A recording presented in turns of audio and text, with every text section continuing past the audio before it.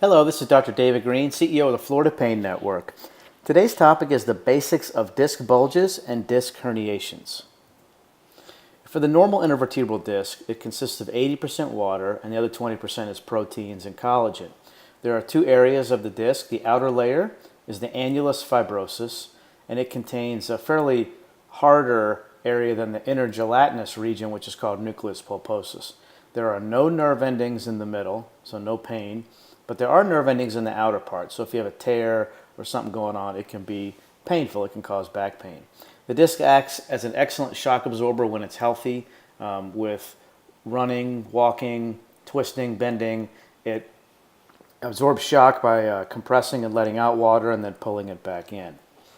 Disc degeneration occurs commonly between one's 20s to 50s. And there's a number of risk factors: obesity, smoking, repetitive trauma, like being a truck driver for a decade, genetics, there's social and environmental factors. What this does is it leads to a loss of fluid in your discs, which can then lead to loss of height in the discs, and then results in tiny tears or cracks in the annulus. Most commonly, it's the lower lumbar spine. You can see a bulge here with the bulging when the compression, the loss of height, and here you can barely see the disc at all. That's pretty severe. The loss of water in the disc is like losing air in a tire. It starts to bulge out. See a disc bulge here, for example. Interestingly enough, 35% of those between the ages of 20 and 40 have evidence of degenerative disc disease on an MRI and no pain at all. It's important to understand that a lot of disc bulging causes no pain. If a tear does occur in the annulus, which is that outer layer, it can cause considerable back pain or maybe none.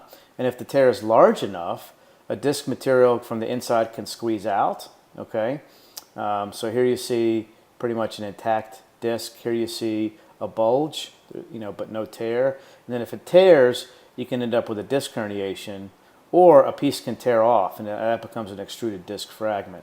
There's all kinds of names for this: slip disc, herniated nucleus pulposus, herniated intervertebral disc. They all mean the same thing. Well, the symptoms: most disc bulges don't cause any pain, or they can cause back pain. They can cause some inflammation, which then can lead to sciatica, spasms, aching. A disc herniation can cause burning, searing pain if it pushes on a nerve root, a pins and needles sensation or some numbness, possibly weakness of motor function, like a foot drop or something, and rarely it might be so large that it causes incontinence, which is a surgical emergency. Treatment of a disc bulge and herniation: if it's really not painful, benign neglect, basically ignoring it is fine. Over-the-counter medications can include anti-inflammatories and Tylenol.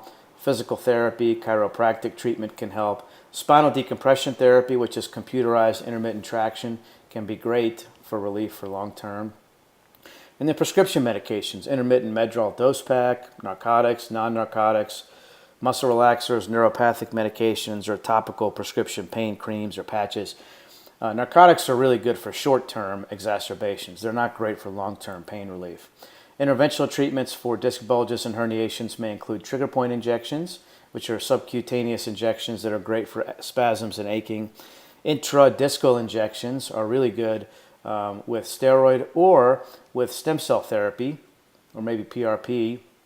And then here you see an epidural injection for a disc herniation, which is pinching on a nerve root. Nice soothing steroid and numbing medicine goes around this area to take away the pain of sciatica. What are the outcomes? Over 3/4 of those with degenerative disc disease, bulging, and symptoms are able to avoid the need for surgery. Out of those with sciatica symptoms, due to a pinched nerve or irritation from an annular tear, over 95% are able to avoid the need for surgery. The outcomes of disc herniations at 1 year have been shown to be equivalent with surgery versus non-surgical. The top non-operative pain management in Florida is with the Florida Pain Network. There are many clinics in the network throughout the state, accepting over 50 insurances and providing over 25 different treatment options with the board-certified, award-winning doctors. In the Tampa area, visit us online at painmanagementtampa.com and then call us for more information and scheduling at 813-666-4399. I'm Dr. David Green with the Florida Pain Network. Your pain stops here.